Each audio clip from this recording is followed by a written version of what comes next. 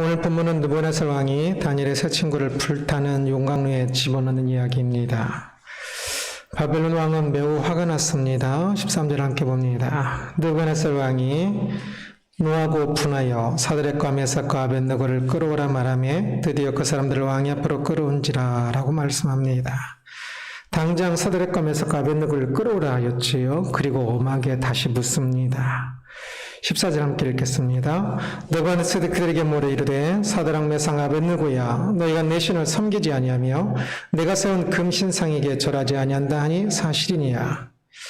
왕이 그들에게 다시 물어보고 있지요. 다시 물어본다는 것은 그들에게 어쩌면 다시 기회를 준다는 것이기도 합니다. 절대 권력을 쥔 바벨론 왕이 이렇게 물었을 때 다니엘의 세 친구는 순간적으로 아주 많은 생각들을 하였겠지요. 말 한마디 이 말에 어떻게 대답하느냐에 따라서 자신들의 인생이 걸려 있으니까 자신의 목숨이 자신의 지금까지 모든 살아온 생이 앞으로 살아갈 모든 것들이 여기에 걸려 있었지요. 왕이 다시 질문합니다. 15절 함께 읽겠습니다. 이제라도 너희가 준비하였다가 나팔과 피루와 수금과 사명금과 양금과 생황과 및 모든 악기 소리를 들을 때 내가 만든 신상 앞에 엎드려 절하면 좋거니와 너희가 만일 절하지 아니하면 즉시 너희를 맹렬히 타는 풀무불 가운데에 던져 놓을 것이니 능히 너희를 내 손에서 건져낼 신이 누구이겠느냐 하니라고 말합니다. 이제라도 절하라 라고 이야기하지요. 그러면서 너희를 내 손에서 건져낼 신이 누구이겠느냐 라고 질문합니다. 그럴 신이 없다라는 의미겠지요. 그러자 세 친구는 다시 대답합니다. 16절 함께 봉독합니다.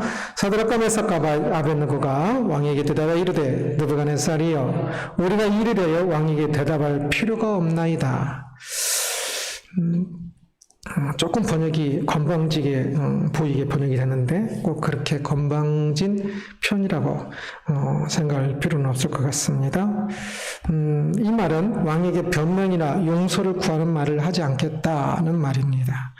그들은 금상에 경배하지 않았고 그러니까 경배하지 않았다는 그 다른 사람들의 말이 사실이니까 그것을 어떻게 아니라고 변명을 할 거 아니죠. 또 그리고 이제 절할 생각, 경배를 할 생각도 없으니까 그것을 바꿀 생각도 없으니까 그래서 왕에게 말할 것이 없다라고 말하는 것이에요. 왕이 구원할 신이 있겠느냐라고 물었습니다. 그러자 대답합니다. 17절입니다. 왕이여 우리가 섬기는 하나님이 계시다면 우리를 맹렬히 타는 풀무불 가운데서 능히 건져내시겠고 왕의 손에서도 건져내리이다. 왕이여 우리가 섬기는 하나님이 계시다면 이라고 되어 있는데요. 이 문장이 좀 너무 어색하기 때문에 이것은 마치 다니엘의 세 친구가 하나님이 계신지 안 계신지 약간 회의하는 것처럼 보이질 수도 있겠죠. 이 문장만 보면. 그래서 왕이 하나님이 존재하신다면 이라는 구절을 이렇게 저렇게 신학자들은 해석을 시도를 하기도 합니다. 본문에는 어떤 사본이 이것을 아예 빼버리기도 하고요. 그런데 아마 이것은 다니엘의 세 친구의 입장에서의 말이 아니라 왕을 비롯한 믿지 않는 사람들의 입장에 대해서 말하고 있는 것으로 보입니다. 그래서 그들이 보기에 다니엘의 세 친구가 믿는 하나님이 계시면 왕께서는 하나님 계신 너희의 신이 너희를 구원할 신이 어디 있겠느냐라고 물었는데 왕이 생각하기에는 이 다니엘의 친구가 믿는 이 하나님이 계시면 용광로에서 건져내실 수 왕이 알기로 생각하기로 그 하나님 계시면 용광로에서 건져낼 수 있을 것이다. 반대말은 또 그렇게 되는 거지요. 그러기에 그 하나님이 당신의 말대로, 왕의 말대로, 그렇게 하나님께서 건져내실 수 있을 것입니다. 라는 말입니다. 그러나 그들이 구원을 받지 못할 것이기 때문에 그런 신은 없다고 왕이 말하였지요. 세상 사람들은 그들이 생각하는 것처럼 하나님은 존재하시기 때문에 그 능력으로 왕의 손에서 건져내실 수 있습니다. 이렇게 말하고 있는 것이기도 합니다. 그것이 다니엘의 새 친구의 믿음이지요. 하나님은 존재하시기 때문에 능력이 있으시기 때문에 세상 사람들의 콧대를 꺾으실 수 있다는 것이지요. 이것이 다니엘의 새 친구의 믿음이었습니다. 그러나 지금 상황은 거의 불가능에 가깝지요. 역사상 왕이 풀무불에 그 용광로에 던져 죽이려고 했을 때 지금까지 죽지 않고 어떤 신이 나타나서 건져준 적은 한 번도 없습니다. 그래서 왕은 조롱하면서 너희들 건져줄 신이 어디 있겠느냐라고 말했지만 하나님은 실제로 살아계셔서 왕이 말하는 그 부분이 있었어도 하나님은 실제로 살아계셔서 그들을 구원할 수 있는 분인 것을 믿었기에 그들은 용기를 내서 하나님 한편으로는 당신들이 왕께서 생각하시는 것처럼 하나님께서 살아계시기에 힘을 발휘 능력이 있으시기에 우리를 구원하실 것입니다 라고 말하고 있는 겁니다. 불타는 용광로에 집어 넣으려는 이 바벨론 왕이 엄청난 명령이 있어도 그들은 구원하실 수 있는 하나님의 능력이 있을 뿐만 아니라 또한 그보다 더 강렬한 이 불타는 용광로에 영과 육을 영원히 집어넣으실 수 있는 하나님의 존재와 능력을 믿었기 때문에 왕의 명령이 아니라 하나님의 명령을 따르고 있습니다. 이것이 믿음입니다.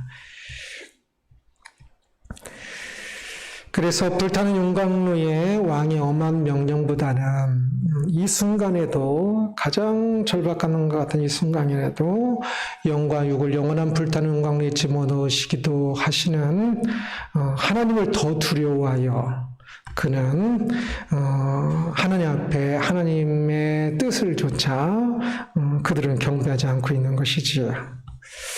이 다니엘의 새 친구는 하나님께서 왕의 손에서 구원하실 것이라 고백하였습니다. 그리고 거기에서 멈추지 않았습니다. 18절입니다. 함께 읽겠습니다. 그렇게 하지 아니하실지라도 왕이여 우리가 왕의 신들을 섬기기도 아니하고 왕이 세우신 금신상에게 절하지도 아니할 줄을 아옵소서. 그렇게 하지 아니하실지라도 자신들은 금상에게 절하지 않겠다고 말합니다. 금신상이라고 번역된 걸 저는 계속 금상이라고 말하고 있지요.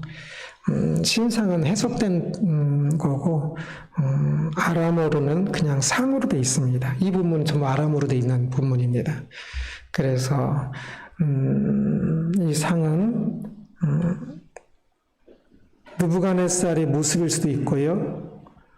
아니면 느부갓네살이 믿는 마르둑이나 주신으로 믿는 마르둑이나 바벨론의 가장 보통 큰 신으로 또 느부갓네살을 보호하는 개인적인 신이 또 따로 있는데 그 신이거나 아니면 느부갓네살이 꿈에 보았던 이장에 나왔던 그 꿈에 보았던 그 상, 거대한 상일 수 있습니다. 가장 가능성 있는 것은 느부갓네살이 꿈에 보았던 상일 것 같습니다. 어떤 신상은 아니지만 어떤 거대한 상이죠. 그래서 그 상에게 절하지 않겠다고 말하고 있습니다. 여기서 그렇게 하지 아니하실지라도를 직역하면 옛날 개역 한글에는 그리 아니하실지라도 번역을 했고 개역 개정에서는 그렇게 하지 아니하실지라도라고 번역했는데 이것을 조금 직역과 조금 의역을 한다면 왕에게 알려진 방식대로 되지 않아도 정도가 좋습니다.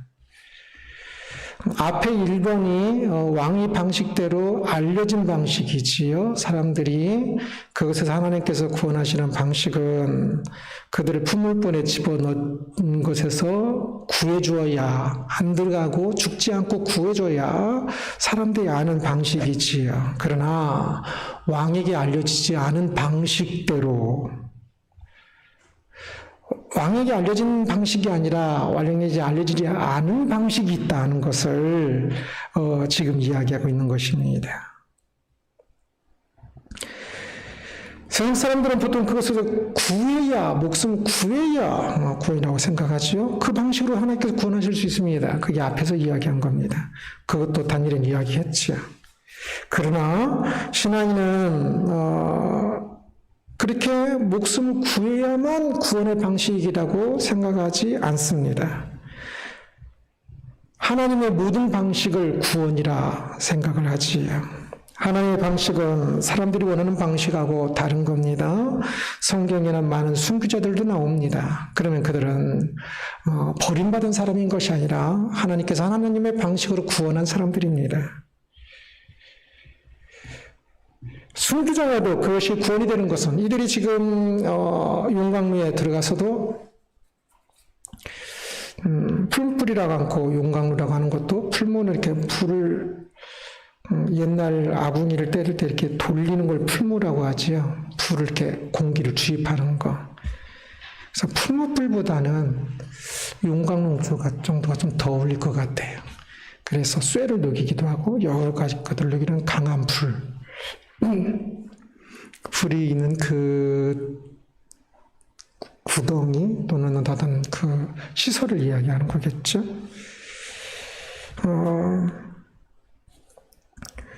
꼭 그곳의 용광로에서 살아야 구원의 방식인 것이 아니라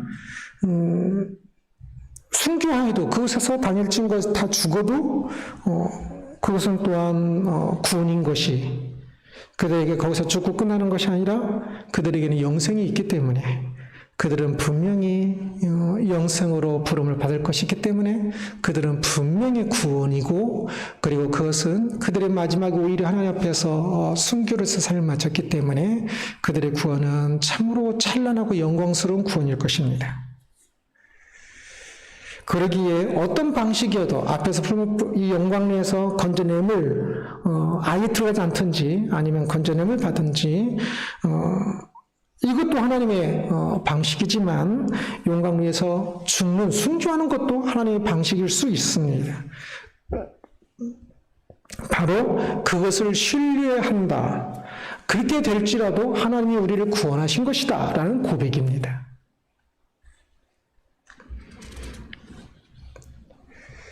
우리가 구원의 방식에서 이 두 번째 방식에 대한 확실한 신뢰를 가져야 합니다. 만약 첫 번째 방식인 세상 사람들이 생각하는, 세상 사람들이 알고 있는 그 상황에서 구원을 받아야만 구원이라고 생각하는 그 사고를 가진다면 그것은 세상의 사고에서 벗어나지 못하는 수준입니다. 그것은 하나님의 이름으로 구원을 바라기는 하고 있지만 실제로는 하나님을 믿는 것이 아니라 자신의 욕심을 하나님이라는 이름으로 구하는 것인 경우가 많습니다. 내가 원하는 방식만 하나님께서 구원하는 방식이라고 고집하는 그것은 바로 하나님께서 항상 옳으시다는 것, 어떤 방식으로 하나님께서 행하시든지 그것은 하나님이 늘 옳다는 사실을 신뢰하지 못하는, 믿지 못하는 것이기 때문에 이 첫 번째 방식만 구원의 방식으로 생각하는 사람들은 실제로는 믿음이 없는 사람이라고 할 수가 있습니다. 다니엘의 사친꾼은 결국 용광로에 던져졌습니다. 23절입니다. 함께 읽습니다. 이 세 사람 사드락과 메삭과 아벳느고는 결박된 채 명렬히 타는 풀무불 가운데 떨어졌더라 라고 이야기합니다. 용광로에 던져지면 대부분은 그 속에서 타 죽을 것입니다. 심지어는 용광로가 너무 뜨겁기 때문에 그곳에 던져지지 않고 그들을 끌고 가던 이 병사들이 불에 타 죽을 정도였으니까 그 불 속에서 다니엘의 세 친구가 죽는 것은 아주 당연할 것입니다.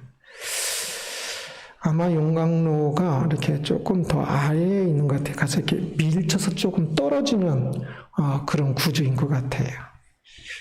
단어가 그런 조금 더 낮은 곳으로 이렇게 떨어지는 그런 의미를 더 많이 갖는 단어입니다. 그런데 결과는 늘 하나님께 달려 있습니다.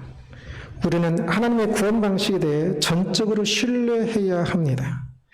그래서 결과에 대해 늘 신뢰해야 합니다. 이것이 중요합니다. 어떤 결과가 되느냐가 중요한 것이 아니라 모든 결과에 늘 신뢰하는 것, 그것이 믿음입니다. 우리가 무엇인가를 원한다면 그것이 하나님의 진리에 속하여야 하며 진리에 속하는 것을 원해야겠지요. 또한 그것의 결과가 나오기 전까지입니다. 만약 진리의 방식이 아니거나 결과 이후에도 다른 것을 이렇게 원한다면 그것은 잘못된 방식입니다. 다니엘의 세 친구의 경우 만약 그들이 금상에 경배하여서 구원을 얻기를 원하였다면 살아남기를 더 원해서 금상에 경배했다면 그것은 말씀을 어기는 것이니까 그것은 거짓이지요. 그래서 그렇게 살아남기를 원하지는 말아야 합니다. 그러나 금상에 절하지 않으면서 구원을 원하는 것은 인간의 마음이고 당연히 맞습니다. 그런데 만약에 그때도 결과가 나왔는데도 불구하고 이제 결과가 나왔을 때 그것을 지켜본 다른 사람들이 만약에 그들이 다 죽었어요. 그것을 지켜본 사람들이 하나님 끝까지 구원 안 하셨구나 하면서 절망한다면 그것은 또한 잘못된 겁니다. 결과는 늘 하나님께 속한 것입니다. 그래서 우리는 늘 결과에 대해서 신뢰해야 합니다. 그것이 하나님의 구원 방식이라는 것을. 어떤 결과가 나오든 마찬가지입니다. 그래서 결과가 나온 것에 대해서는 두 번 다시 아니었다면이라고 생각할 필요가 없습니다. 느부갓네살 왕이 다니엘의 세 친구를 불타는 용광로에 넣겠다고 협박하였을 때 그들은 하나님의 구원을 확신했다는 것을 보았습니다. 구원의 방식은 하나가 아니라 두 가지였지요. 보통 세상들이 말하는 것처럼 바벨론 왕의 손에서 구원하는 것일 수도 있고요. 그러나 그것만이 아니라 왕의 손에 죽을지라도 그것도 구원한 것을 이들이 확신했다는 것을 보았습니다. 우리들도 이 두 가지 다 구원의 방식이라는 하나님의 구원의 방식이라는 것을 확실하게 믿어야 합니다. 하나님은 그 백성을 늘 구원하십니다. 구원하실 때가 있고 구원하지 않으실 때가 있는 게 아닙니다. 늘 구원하십니다. 그 백성이 그 하나님의 뜻을 따라 산다면 그 백성은 늘 구원하십니다. 그러게 우리는 세상 사람들처럼 자신이 원하는 결과에 연연하지 말고 왜 순종하지 못합니까? 이렇게 하면 자신이 원하는 결과가 안 나올까 순종하지 못하는 거죠. 그래서 어리석고 그래서 용기가 없고 그래서 불신앙이 되고 그래서 참 죄의 길을 가는 겁니다. 결과는 하나님께 달려있는 것입니다. 그리고 우리가 하나님의 뜻에 순종하기만 한다면 어떤 것이든지 그것은 구원이고 어떤 것이든지 그것은 성공입니다. 결과가 어떤 것이 나오든지 결과는 오직 하나님께 속한 것이고 우리가 성공의 길을 가는 것은 늘 하나님께서 기뻐하시는 것을 선택하면 되는 겁니다. 그러면 늘 성공입니다. 그러면 늘 구원입니다. 결과까지 얻지하려고 하는 어리석은 사람이 아니라 다니엘의 세 친구처럼 늘 하나님의 구원의 방식, 구원이 있음을 기억하면서 오늘 나에게 주어진 하나님의 뜻을 따라 용기 있게 이 세상을 향해서 용기 있게 힘 있게 살아가는 우리들이 되기를 주님의 이름으로 축원합니다. 기도하겠습니다.